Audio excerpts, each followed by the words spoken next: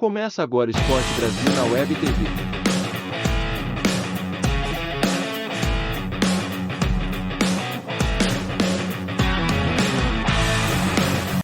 Para mais uma rodada do Campeonato Brasileiro, terminou agora há pouco. O Palmeiras vence o Atlético no Mineirão, em Belo Horizonte. Termina também Internacional e Red Bull Bragantino 0-0. Vamos falar aqui dos outros jogos também. O Fortaleza vencendo a equipe do Flamengo, o Fluminense goleando e o Corinthians, o Vitor Pereira reclamando.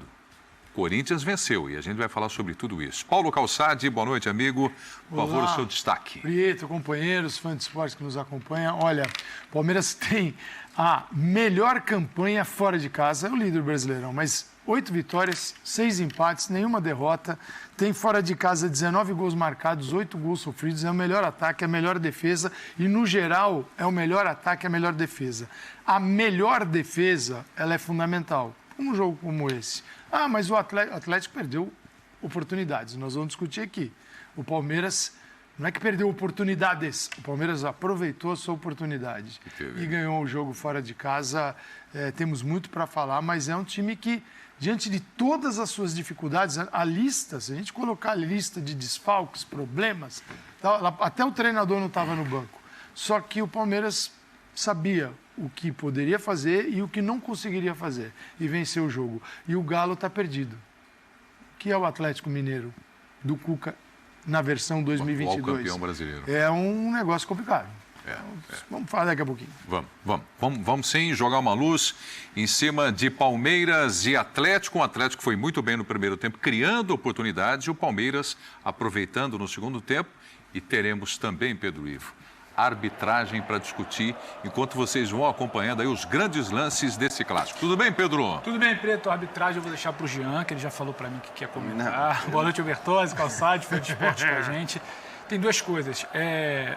Aquele cara que pega o resultado, 1-0, Palmeiras, Atlético pressionando no final, ele pode tentar se enganar e achar que foi algo muito disputado e que reflete pouca diferença.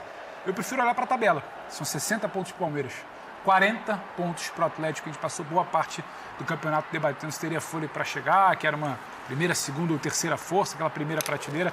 Isso diz muito sobre o campeonato. E aí é o Palmeiras que finaliza, talvez as poucas oportunidades que tem, é letal, decide, é efetivo.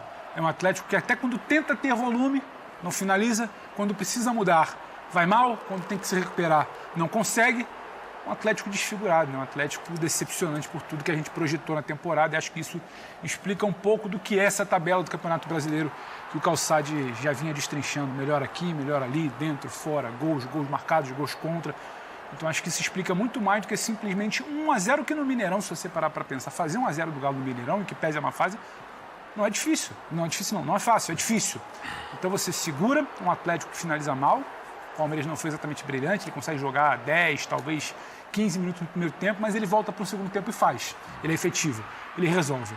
A partir daí, controla muito mais e tem um Atlético ansioso e desfigurado, como eu disse, do outro lado do campo. Isso explica, reflete muito mais do que um simples 1-0. São 20 pontos de diferença na tabela. O Palmeiras cada vez mais encaminhado. Para mim, sinceramente, uma questão de qual desfecho, qual rodada, em que momento a gente vai ser lá. Uma rodada que não foi brilhante, nos outros jogos que a gente vai debater, mas é um Palmeiras que quando é brilhante faz resultado, quando não é brilhante faz resultado, quando não vai bem, pelo menos não perde. Isso vai trilhando esse muito provável título brasileiro.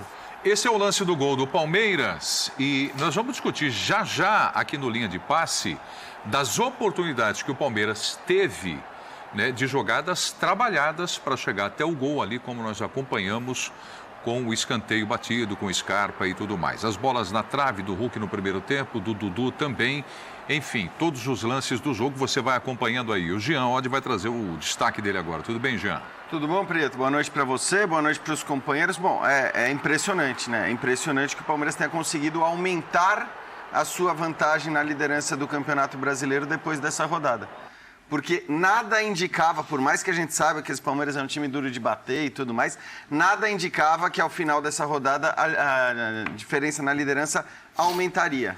O Internacional não conseguiu vencer o Bragantino jogando no seu estádio, né, jogando nos seus domínios.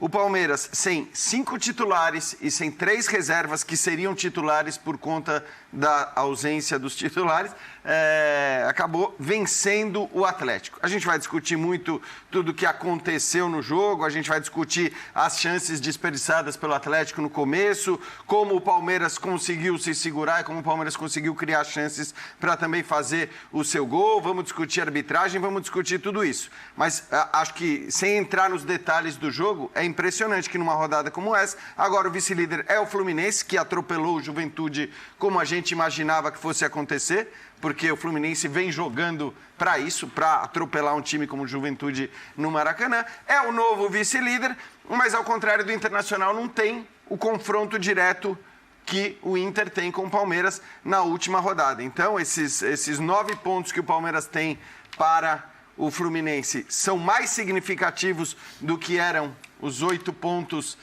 que ele tinha em relação ao Internacional, não só porque a diferença é maior, mas porque o adversário não tem essa possibilidade de fazer um confronto direto na última rodada. E o Inter, né, que tinha 8, agora tem 10 pontos de diferença, e esse confronto na última rodada me parece que não significa muita coisa nesse contexto, quando depois de uma rodada como essa, o Palmeiras consegue aumentar a sua vantagem. O Atlético, neste momento, a 20 pontos do líder do campeonato, mas na cabeça ali do torcedor atleticano, da equipe, fala, pô, Libertadores da América, está a 7 pontos do quarto colocado, que é o Corinthians, né, Bertozzi? Boa noite. Tudo bem? Boa noite. Boa noite. Pensa no 6º colocado, mas hoje o Atlético não adianta olhar para cima. Quem não ganha jogos não tem que olhar para cima, tem que olhar para baixo. Todo mundo chegando ali, né? O América só não passou porque perdeu hoje. O América, e olha a diferença de folha salarial, de investimento. Tem uma data aqui que é para ficar bem marcada, 5 de julho. A última vitória do Atlético no Mineirão. 5 de julho. Julho. Contra quem? Contra o Emelec, na Libertadores. Aquele jogo da Libertadores. Que Está classificou. perto de completar 3 meses. Se não ganhar o Fluminense, e pela fase atual é muito improvável que ganhe, deve completar 3 meses sem ganhar um jogo no estádio onde manda os seus jogos. Então, onde arrebentou na temporada passada. Pois é, então é chocante, assim, porque... Fora de casa já seria complicado. Então, é realmente chocante, porque com intervalos maiores, você pensa, bom, você tem tempo para treinar, tem tempo para recuperar eventualmente jogadores, você tem tempo para preparar uma estratégia específica para aquele jogo. O Palmeiras parece ter aproveitado muito bem esses dias para preparar o time muito diferente do normal para encarar o jogo como o de hoje. O Atlético, tirando o primeiro tempo, para a primeira meia hora do jogo, para ser mais específico, em que teve as chances, o restante do jogo foi de novo assim, sofrível de ver. Segundo tempo, quando a substituição mais inspirada do técnico, que tem um banco excelente, é colocar o Ademir de lateral esquerdo, você fica pensando... Ele tirou o Dodô, né? Sim, você fica pensando exatamente o que foi planejado para esse jogo, né? Tá feia a coisa por lá, tá feia a coisa porque é isso, né? A gente repete. Para ano que vem não vai ter super investimento em contratação de jogador, pagando caro para tirar jogador. Isso foi feito lá atrás, hoje não tem o cenário para isso. Vai ter estádio, E vai ter o estádio, cara. E assim, essa semana os jogadores foram lá, conheceram o visita, estádio, né? Visitaram. Para incentivar, né? O risco de não vermos Libertadores no primeiro ano da Arena ele é real, porque o time não ganha jogos. A cada período que fica sem jogos, joga pior. E o Palmeiras, assim, só não chegou ao final do jogo mais confortável porque a arbitragem não fez bem o trabalho dela. E mesmo assim não sofreu, né? Falar a real. No final do jogo o Palmeiras não sofreu para segurar 1-0. E os próximos 3 jogos, o Palmeiras é o melhor visitante. O Palmeiras é o melhor com 30 pontos, o segundo tem 21. De visitante. Então, assim, ele é um escândalo perto dos outros, né?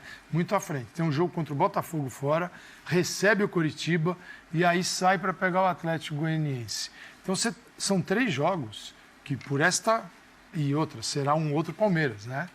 Não será este, será um Palmeiras mais forte, num período decisivo do campeonato, com 3 partidas em que você, com tranquilidade, olha e fala, o Palmeiras é superior a todos esses adversários que vai enfrentar, até jogar um clássico contra o São Paulo em casa. Clássico contra o São Paulo já no dia 16 de outubro. Então, a possibilidade de mais 3, que restam 10 partidas. Se for jogar mais 3, aí ficam faltando 7. 7 partidas significam 21 pontos em disputa. Se essa diferença aqui, que é de 9, 10, aumentar, Preto, aí fica uma situação quase que Sim, tem que se esforçar muito, né, para ainda encontrar um problema nesse caminho do Palmeiras. Porque o jogo de hoje ele é exemplar, ele tem um impacto interno que é gigantesco.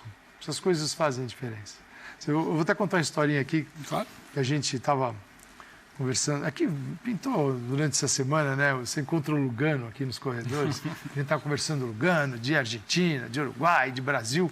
Aí ele fala assim: o Brasil ressuscitou a Argentina. Eu falo, Lugano, a Argentina fez um bem para o Brasil quando ganhou a Copa América, de fazer o Brasil acordar e enxergar os seus problemas. E o Lugano tem outra visão, de quem é de fora, enxergando os dois. Fala, não, a Argentina estava sim, desfalecida, mortinha. E o Brasil deu à Argentina uma condição de motivação, de crescimento, que ele diz, olha como eles vão chegar para o Mundial agora. Então, veja o impacto de uma vitória na mesma equipe. Uma equipe que poderia, essa mesma equipe argentina, poderia ter problemas hoje por não ter uma vitória para comemorar, um título tão sonhado. E o mesmo acontece com um jogo como esse, repleto de dificuldades, e você traz para o dia a dia, porque é o seguinte, o que fez o Abel, isso é verdade, ele teve o período de data FIFA, ele sabia o time que poderia jogar, e ele trabalhou esse time. Claro que de um domingo para uma quarta, talvez o Palmeiras tivesse mais problemas de encaixe. Mesmo assim, o lado direito, um lado ali entre o Mike e o Marcos Rocha, a bola do Atlético entrava ali na segunda trave o tempo todo. O Palmeiras ainda tinha defeitos, mas é uma equipe que sai fortalecida, mas com esse resultado, para agregar, trazer aqueles que estão na seleção. E, bom, não bastasse o ano, né? O ano ainda é um ano que deve ser a campeã brasileira, e não é que é um ano perdido. Não vai ganhar a Libertadores, perdido esse ano, Copa do Brasil. Não, cara, o título brasileiro é importantíssimo. Agora, o trabalho Perdão, Jean, o trabalho do Abel é extraordinário, né? Fazia tempo, ou eu estou enganado, que a gente não tinha uma surpresa assim com relação à escalação, você olhar para a escalação antes do jogo começar, né? E falar o Luan. Ali, né? Então, mas acho que assim, hoje isso aconteceu porque ele não teve opção. Ele não tinha como fazer de outro jeito. Vale lembrar, né? Ele perdeu o Zé Rafael, perdeu o Danilo, aí tinha o Gabriel Menino, que seria a primeira opção, suspenso, não podia jogar. O Jailson, que vinha sendo o primeiro reserva, machucado, não podia jogar. Aí ele achou o garoto lá, o Fabinho, né? O garoto da base, se machucou, não podia jogar. O que ele faz? Ele tira um zagueiro, coloca o Luan para jogar de volante, ao lado do Atuesta, que não é um volante também, então joga ali com um meio-campo muito fragilizado, mas era o que ele podia fazer no atual contexto, né? Sem todas as peças que ele não tinha à disposição. Achei interessante, acho que até pensando nisso, nessa fragilidade defensiva que ele teria, ele acaba colocando o Mike numa segunda linha ali, então põe o Mike para jogar como um meia aberto pela direita, para ajudar o Marcos Rocha. E como disse o Calçade, o Marcos Rocha precisou de ajuda. Sim. Eu acho que ali foi o setor mais frágil do Palmeiras, naqueles momentos do jogo que o Bertozzi citou. Por ali o Keno estava dando muito trabalho, né? Acabou perdendo os gols por ali, mas a entrada do Mike por lá também fazia sentido. Então, eu acho que dentro das possibilidades, ele não vinha mudando muito mesmo, porque ele achou um time titular e esse time titular vinha respondendo muito bem. Aí foi perdendo peças, já não tem o Veiga e tal. Mas ele acabou mexendo em relação ao que vinha sendo o time titular, mesmo com peças que ele poderia ter em campo. Por exemplo, o Tabata. O Tabata foi titular contra o Santos. Só que ele olhou para quem ele não tinha e falou, não vai ser o Tabata aqui na direita. Vai ser o Mike, porque eu preciso de uma ajuda, né? Os dois volantes vão precisar de uma ajuda. Prevendo que o Keno fosse... Conhecendo o time do Atlético. Então, assim, ele sempre faz muito isso. O mérito de uma vitória como essa, ele é evidente. E o próprio mérito da jogada do gol é indiscutível também. Embora você tenha o chute errado do Scarpa, que acaba indo em direção ao Murilo, é uma das inúmeras, mas inúmeras alternativas de cobrança de escanteio que o Palmeiras tem. É impressionante como o Palmeiras muda as jogadas em cobranças de escanteio inúmeras vezes dentro de um jogo, ao longo do campeonato, começa a fazer coisa que você não tinha visto. Tem muito trabalho, muito trabalho. Isso. Então, assim, eu vou dar um spoiler aqui do Bola da Vez do Marcos Rocha, que está bem legal, vai ao final de semana, fiquem espertos.